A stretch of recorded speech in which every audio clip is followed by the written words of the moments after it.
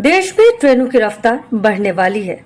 देश को अपनी पहली टिल्टिंग ट्रेन 2025-26 तक मिलने की उम्मीद है।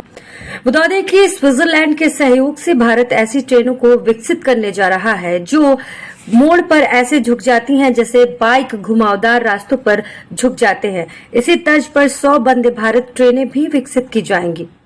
बता दें कि अब इस तरफ 11 देशों में टिल्टिंग ट्रेन चल रही है। रूस, इटली, फिनलैंड, स्लोवेनिया, राज्य चीन, जर्मनी, पुर्तगाल, रोमानिया, ब्रिटेन और स्विट्जरलैंड। वंदे भारत के बारे में बता दें कि ये देश की तीसरी सेमी हाई स्पीड ट्रेन है। इस ट्रेन को PM Modi make in India plan के तहत बनाया गया था। इसमें 18 कोच हैं।